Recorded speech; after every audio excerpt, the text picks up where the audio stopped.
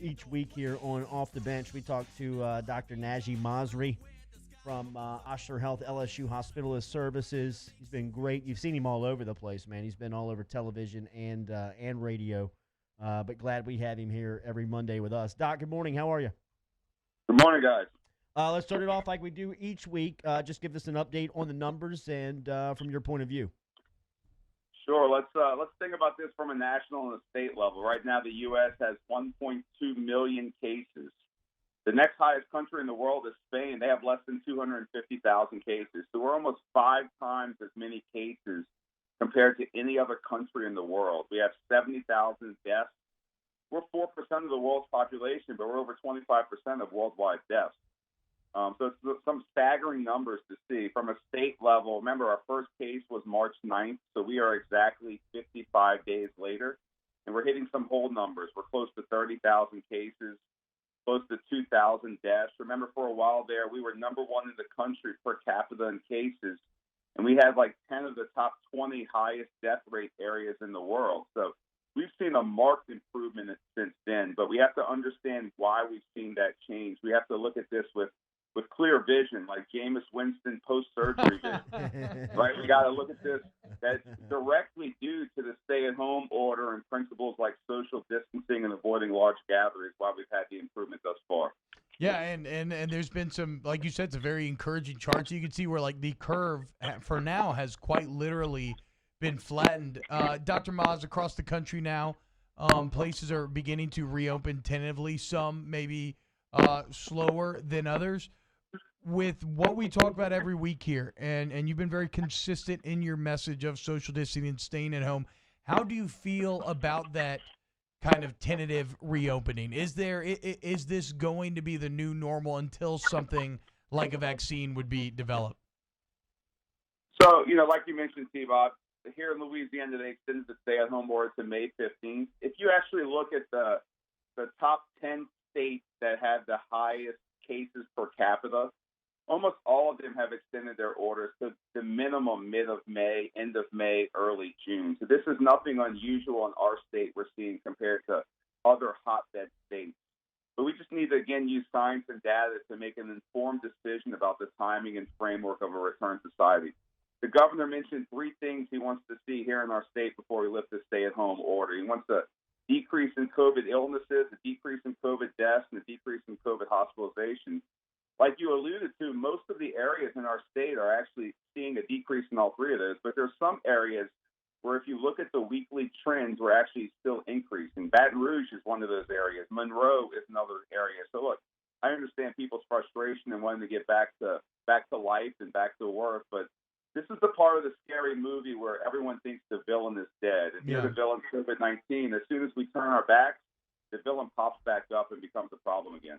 What do you expect to happen in places like Georgia and Florida where a lot of business? I mean, I have a buddy who went and got his hair cut in Georgia the other day.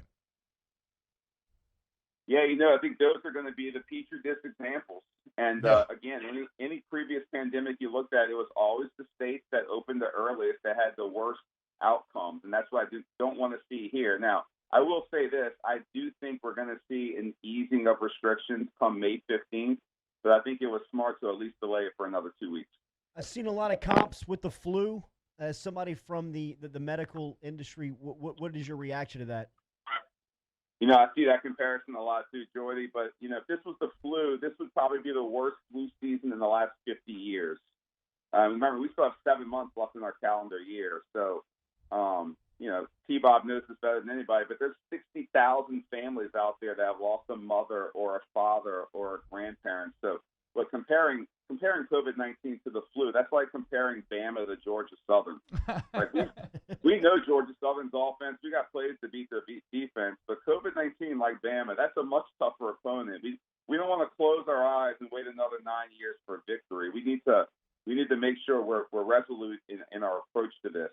Now, I will mention one positive thing is there's an antiviral out there called remdesivir, and that's actually had some pretty encouraging data. My hospital is going to be one of the NIH sites for this drug. Oh, wow. This could be a game changer. This could be The data is pretty impressive. This Oh. could be the Joe Burrow of transfers or Let's the go. Drew Brees of free agents. This could be the one that really does it. But this is what the principles of social distancing and the things we're doing help us. It gives us time to allow for the development of drugs like this that can effectively treat this virus and move us past this time in history. What was the name of the medicine, Doc? It's called remdesivir. Uh-huh. It's currently in NIH phase trials, but there's certain sites in the country that will be giving this medicine out, and the hospital here in Oshner Kinder is going to be one of them. Give me a little look into the future, both in testing and with masks. How long do you see this staying around? How long will the mask stay in effect, and how long will testing be offered? But getting out of the house, getting back to sports, getting back to life, it all starts and ends with testing. We have to be able to identify all of the infected individuals out there, whether they're symptomatic or asymptomatic, and kind of take them away from spreading that virus to others. Right now in the state, we're averaging about 4,000 tests a day, but our goal really to be effective that they've cited is about 200,000 tests a month. That would be about 6,000 to 7,000 tests a day. So only about 60% of our goal. So ramping up testing is going to be a key as we move forward. And then, like you alluded to, masks, any easing of restrictions we're going to talk about is going to include masks. In my opinion, we're going to become a mask society. The CDC already recommends the use of masks in anyone over the age of 2 if you can't maintain physical distancing of at least 6 feet. So I think that's going to be the new normal here. We're going to see businesses, not only the workers in businesses, but also the patrons when they come in.